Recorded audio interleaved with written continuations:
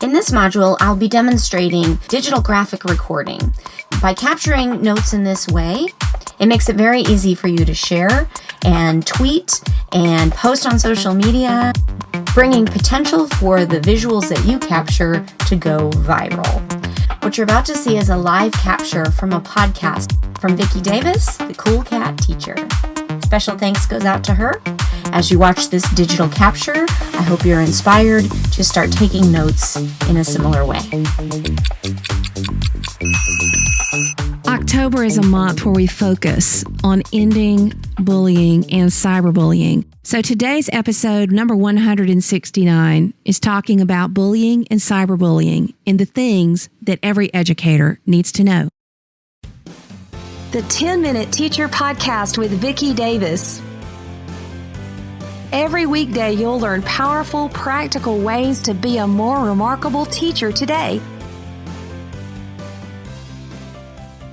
Today, we're talking with my friend Ann Collier about how we can reduce cyberbullying. So, Ann, how bad is cyberbullying now? Well, I think it's really important to be clear that it's far from the epidemic that we sometimes hear about in the news media. There was a major update from the National Academies last year that looked at what's really going on here. And we do know that it's still less of a problem than in-person bullying. The range that the National Academies found for in-person school-based bullying is 18 to 31% of U.S. young people have experienced it or affected by it. And for cyberbullying, it's 7 to 15%. So they looked at a whole range of research, right? Lots of different studies. And that was the range of kids who were affected by it in both cases, right? Cyberbullying and bullying. That's still too many. Roughly 3 in 10 in face-to-face and almost 2 in 10. How do we help kids who are targets? Because, some educators tend to just flip out and say, take away the phone, turn it all off. What do we do that's rational, that works?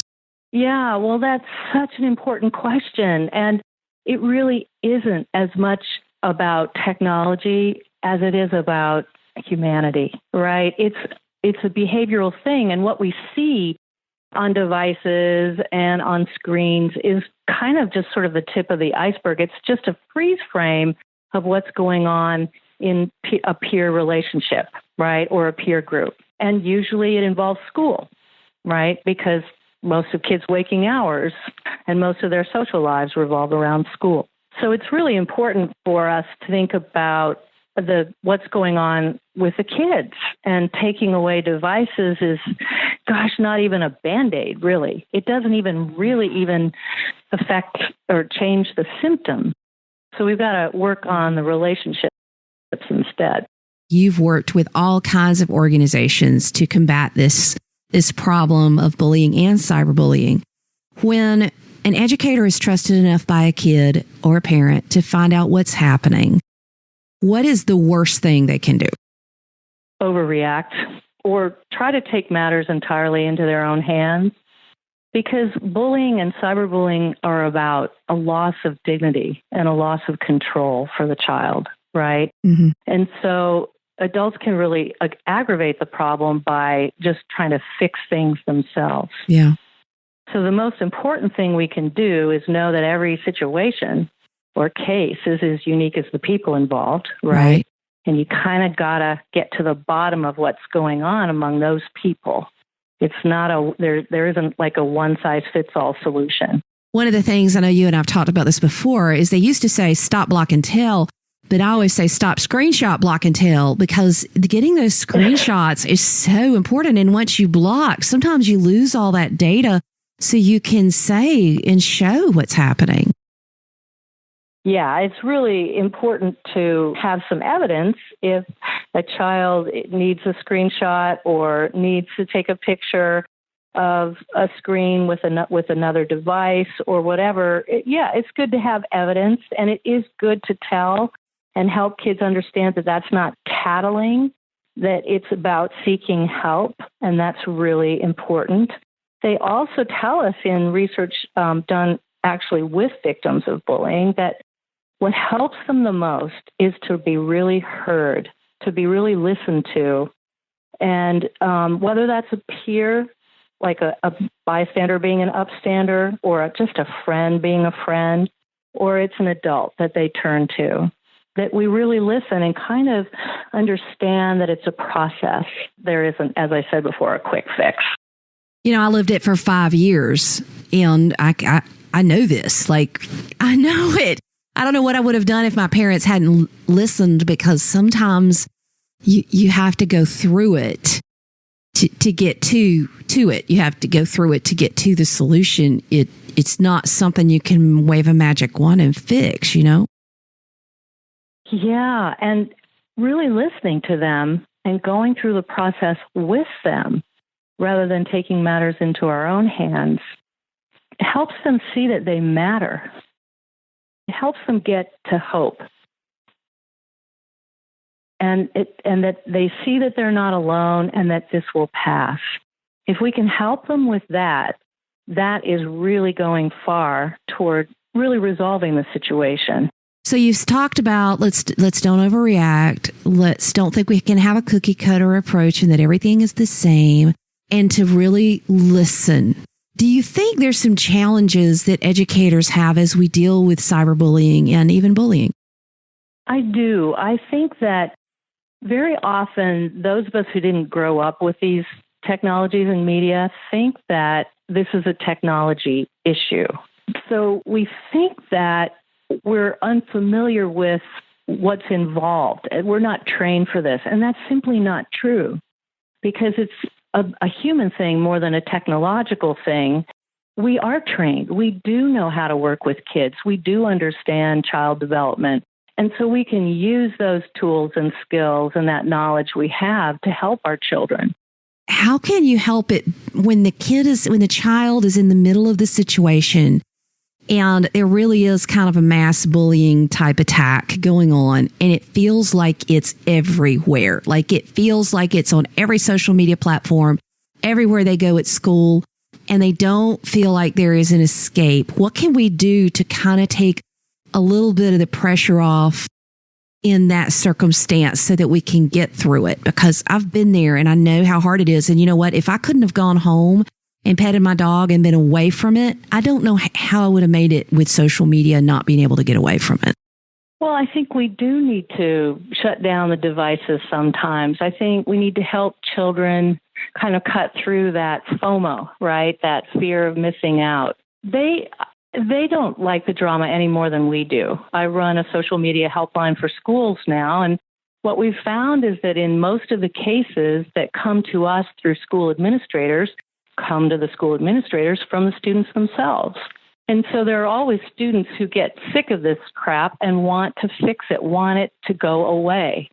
And we need to work with our students to make that happen. And we can do that by reporting abuse in apps and services. And we can use them as our allies, especially student leaders, right? I think we need to remember that there's a digital component now to leadership and citizenship. And those students want to help. And so we need to look at those resources that we have and work with them. Okay, so Anne, let's take a different approach for just a moment. We've talked about the person who's the target. Let's talk about the kids who are doing it and helping the parents of the children who are participating in this behavior understand and handle it. Because, a lot of times parents will make excuses and say, oh, kids are kids. Bullying's been around forever, but they're not really bullying. This is just what kids do. How do we help the children? Because, the statistics of those who bully are actually scarier than being a target. If I had to pick, I would pick to be the target, because those who bully tend to really have some bad things happen in their lives. But how do we help the parents of those who are participating in this behavior understand how to help their children not to do this? Well, I don't know if there's a clear answer to that when the parents involved are determined, that to believe that their children are great, that their children don't have a problem. And I think we see examples sometimes of parents who are bullying themselves, right? They're modeling that behavior for their kids. And so they're in denial about anybody victimizing anybody. I don't think there's a clear answer that or a blanket answer to that question. We've got to try to work with those parents as best we can to the extent that they're open to understanding what's going on and the impacts on some of the kids, generalizing the situation a little bit rather than blaming.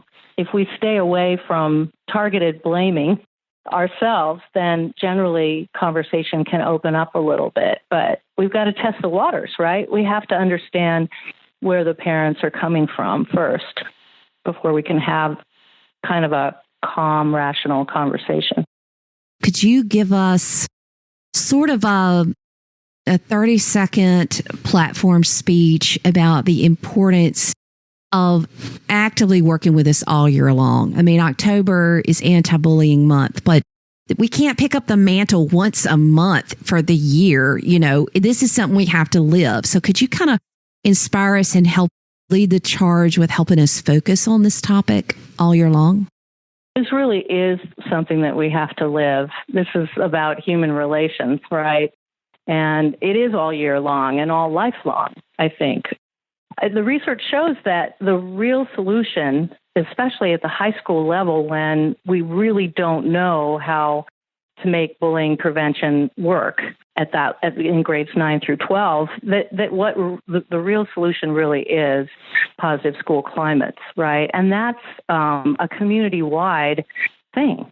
That starts with helping teachers feel safe to keep classrooms safe places for students to learn and collaborate. So the whole school community has to be involved in not really in just bullying prevention, but in creating a school culture where everybody can thrive.